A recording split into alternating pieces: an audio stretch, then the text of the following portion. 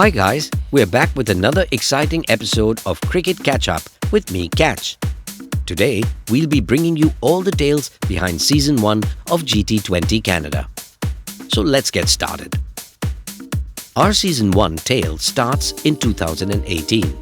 With 5 teams already set to compete, the ICC felt it would be beneficial to have the backing of a full-member cricket board. And thus the inaugural edition would be set to have 6 teams competing with the addition of the West Indies B team. So, with the teams all set, it was time to focus on the draft, which immediately garnered interest from several players all over the world. Notable names from the draft were immediately picked up as marquee players, with the likes of Steve Smith and David Warner both going to different franchises as their international careers were put on hold. Big boys Chris Gayle and Dre Russ were picked up by the Vancouver Knights, while Darren Sammy and Kieron Pollard were selected by the Toronto Nationals as marquees. Lasith Malinga and Sunil Narine were picked up by Montreal Tigers as their marquees. The Edmonton Royals picked up Shahid Afridi and Sohail Tanvir as their marquees, and the Winnipeg Hawks had Dwayne Bravo and David Miller as the other big names in their team. Associate nations too had notable involvement. Nepal's Sandeep Lamichhane, while USA pacer Ali Khan secured a spot with the Winnipeg Hawks.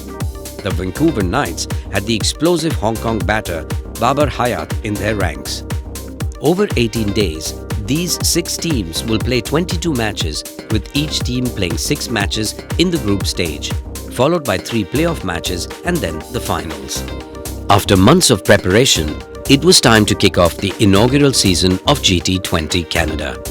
The first game was scheduled between Vancouver Knights and Toronto Nationals, and it exceeded all expectations. Evan Lewis got the tournament underway with a blistering 96-run inning, setting up a total of 227 in just 20 overs.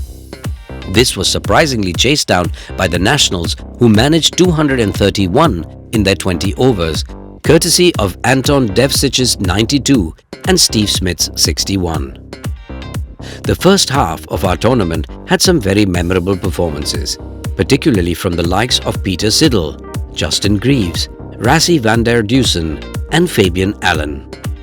The Australian giant completed a fantastic bowling spell of 4 for 13 against Montreal Tigers, including 2 back-to-back caught and bowled off the top order. Justin Greaves had a few good knocks, but none better than his 89 and 1 for 34 to comfortably win the game versus Winnipeg Hawks. Rassie van der Dusen played a blinder of an inning of 83 to post a winning total for the Vancouver Knights against Montreal Tigers. Fabian Allen's innings versus Edmonton Royals was another gem, a massive 75 with 8 sixes coming in after the loss of 6 wickets sealed an unlikely victory for West Indies B. 4 out of the 6 teams qualified for the playoffs: Vancouver Knights, Windies B, Edmonton Royals and Winnipeg Hawks.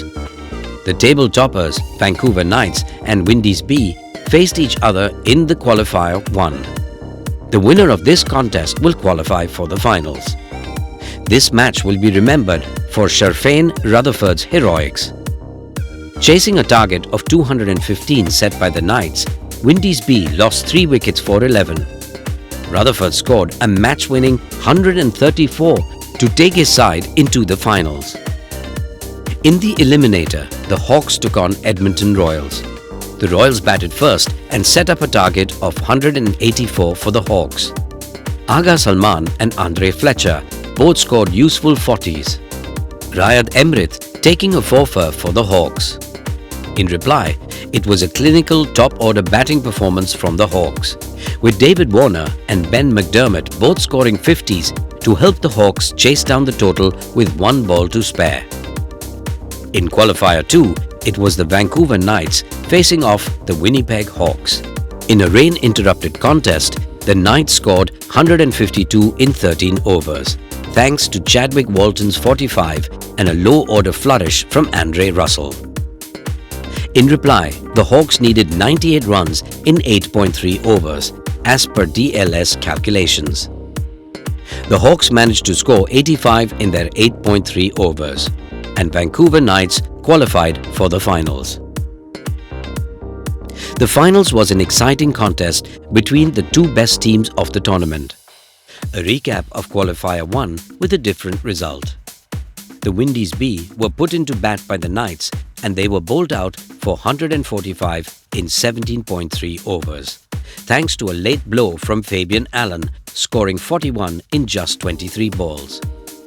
Shendil Cottrell took 4 wickets for 29 runs, and Fawad Ahmed and Saad bin Zafar took 3 and 2 wickets respectively.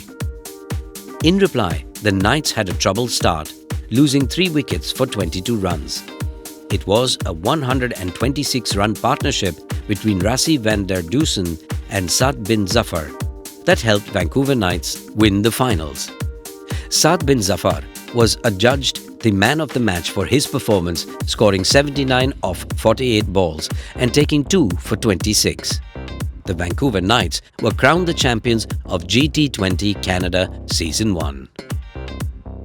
The first season of GT20 had everything: the excitement, the drama, the nail-biting moments and some brilliant performances. What made GT20 successful is not just the quality of cricket, but the impact it had in bringing out and presenting the world with the talent that was overlooked. The performance of Rassie van der Dusen in the league got him a national call-up. GT20 gave a platform to the players like Saad bin Zafar to show their talents and get noticed. He got selected to play for the St. Lucia Kings in the CPL. The future stars of West Indies, Puran, Allen, King, Rutherford, McCoy, etc. all gave some wonderful performances in the first season, showing the world that they can go against the best players in the world. The success of Season 1 laid the foundation for the next season, which we will cover in our next and final episode of this series. Till then, head over to GT20 Canada's official YouTube channel and watch the highlights of Season 1.